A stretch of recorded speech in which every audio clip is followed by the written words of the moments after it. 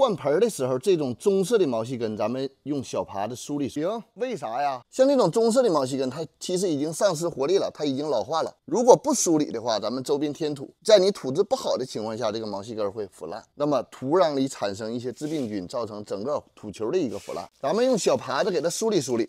咱们梳理到里边露出来一些白根，留一些护心土。行，为什么要梳理到这种程度？咱们换盆的目的啊，实际上新根长到新土里，所以说露出来一些白根，调整了根系的一个生长方向，让它往新土里边长。另外，这种白根是有效根，它能正常的向外去生长啊。懂了，继续啊。 正常的土球全是白根这种，咱们不梳理。肉质根没有腐烂，没有化水，捏的有韧性，它变成棕色，咱们也不梳理。咱们找一个排水、透气好一点的花盆，花盆别太大，花盆周边有1指2指的一个距离就行。行，为什么不用大盆？小的花盆增加土壤的干湿循环速率，利于你新买的植物或者养的不好的植物换盆的时候，那么根系弱的时候是有助于植物发根儿。另外一个。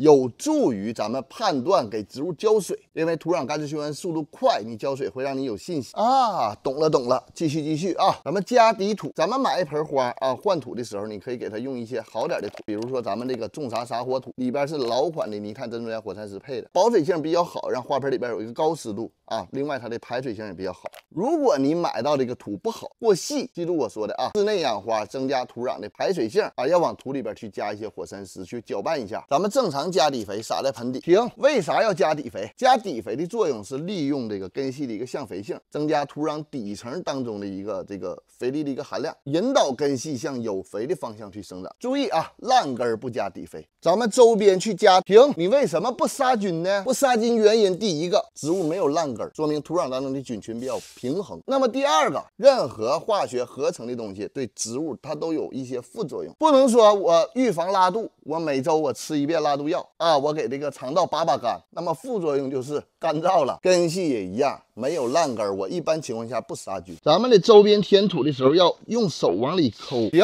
为啥要往里抠？不费手指甲吗？咱们修理根系，这个土球呈现上边宽下边窄的一个形状，你往里抠是捋着这个根系啊，让新土接触到它裸露的这个根系，保证它裸露的这个根系能够。 接触到土壤，分泌粘性物质往新土里边去长，保证根系的一个成活性。如果你不抠，只是填，那么这些根系很有可能在土壤当中扎堆儿，中间是悬空的，导致裸露的这些根系腐烂。那剪掉不行吗？可以剪掉，底部这个根系剪掉以后，要剪掉上半部分对应的一个花芽，还有对应的一个新芽。另外一个，剪掉根系以后，植物换完盆以后可能会出现大面积掉叶的一个情况，后果自己去承担，剪掉是没有问题的。咱们换盆。 周边土给它添实啊，刚才说了，保证根系和土壤充分的接触，这样有利于这个新根往外长。浅埋浅种，花盆表面的圆土球要露出来，或者说盆面稍微露出来一点根儿，没有问题。行，为啥要浅埋浅种？浅埋浅种，第一个，土壤表层土干了，代表根系周边土干了，方便浇水。那么第二个，盆面增加水量快，增加土壤的干湿循环。那么第三个就是极大的减少了植物闷根的一个概率，让植物的根系分布在花盆中上部分，盆土最容易干的一个位置。那么换盆，你不要理解为我只给它换个土。换盆的手法、换盆的技巧、换盆的这个经验，就是换完盆以后，你能更方便的去浇水，更方便的去判断土壤的干湿，保证花盆底部不积水。换新土的目的是为了让新根有一个更好的土壤生长环境。所以说，不要往土里去乱加东西，你去乱加东西、乱杀菌、乱给肥，新土的土壤环境变差了以后，根系反而不生长。那么这个就是经验。当你换好盆以后，解决了你日常养护当中的绝大多数问题，养护难度